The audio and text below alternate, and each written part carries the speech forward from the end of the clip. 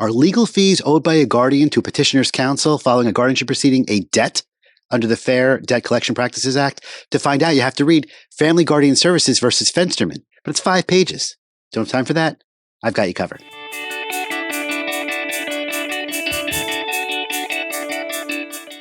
This is TLDR, Too Long Didn't Read, where I normally cover New York Court of Appeals cases and I try to do it in 5 minutes or less. But this is part of a limited series I'm doing on cases that are relevant to elder law and estate planning. This is the case of Family Guardian Services versus Fensterman. This is from Kings County Supreme Court, published by them on August 22nd, 2023. This is by Judge Karen Rothenberg. The citation for this case is 2023 New York Slip Opinion 50984U. And the issue in this case is whether legal fees that are owed by a guardian to a petitioner's counsel following a guardianship proceeding, are those a debt under the Fair Debt Collection Practices Act, the FDCPA? The law you have to understand to appreciate where this case fits in. And the context of this case is the Fair Debt Collection Practices Act, the FDCPA, is a federal civil action, a federal right that basically says that following congressional findings that there's a pattern of abusive, deceptive, and unfair debt collection practices in the country, they created a civil action called the FDCPA, where a person can sue a debt collector for recovery, for money damages. And on an individual basis, it's not that much. It's up to, let's say $1,000. But in a class action context, you can get up to $500,000 or maybe even more.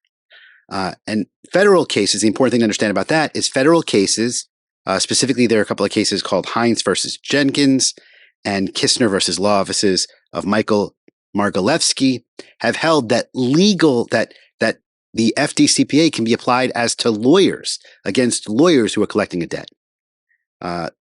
through legal proceedings. Okay. And the last thing you have to understand is a guardianship matter. Just generally, following a guardianship proceeding, if a person is declared incapacitated, generally the guardian that's appointed will have an order to pay the appointees and the petitioner's counsel, because the IP, the incapacitated person, has been declared incapacitated. They can't handle finances. That's part of why they were declared incapacitated for property management. So generally, there's an order from the court directing the petitioner, the guardian, to pay directing the guardian to pay the counsel for the petitioner their legal fees. Okay, so that's the background. What are the facts here? The facts are that there was a person named who lived at Cobble Hill Health Center nursing home in Brooklyn. And in August 2017, that facility retained the law offices of Abrams Fensterman to represent them and have the AIP declared an incapacitated person and a guardian appointed for that person. They were successful. They prosecuted that guardianship proceeding. They were successful. And on January of 2018, the court declared incapacitated and appointed the petitioners, which is the Family Guardian Services, as the guardian.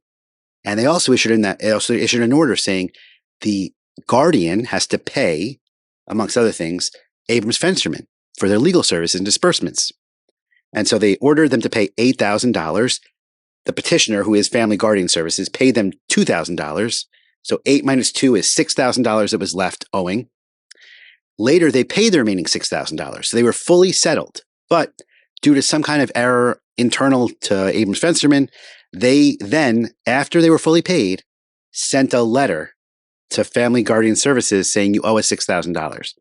And instead of sort of dealing with this, what Family Guardian Services did is they sued Abrams Fensterman for violating the FDCPA. They said, you have now violated the Fair Debt Collection, the FDCPA, the Fair Debt Collection Practices Act. And they sought money damages from Abrams Fensterman. And when they got sued, now the procedural history is Abrams Fensterman, instead of answering, they filed a motion to dismiss based upon CPLR 3211A1 and A7, which basically says that A1 is that there's documentary evidence which disproves the claim, and A7 says that the complaint fails to state a cause of action. And now we have the holding from Judge Rothenberg. And she looks at the FDCPA claim and says the first question we have to answer is whether the alleged conduct was used to collect a debt as defined under the FDCPA.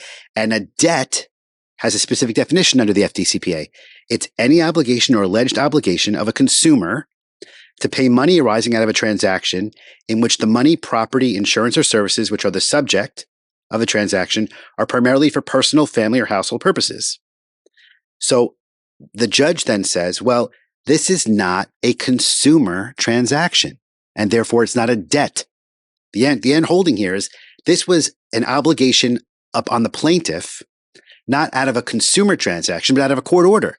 So the judge says this is a commercial transaction, not a consumer transaction, and therefore the obligation was not a debt. So she dismisses the case. It does not violate the FDCPA. It can't, because it's not a debt under the FDCPA.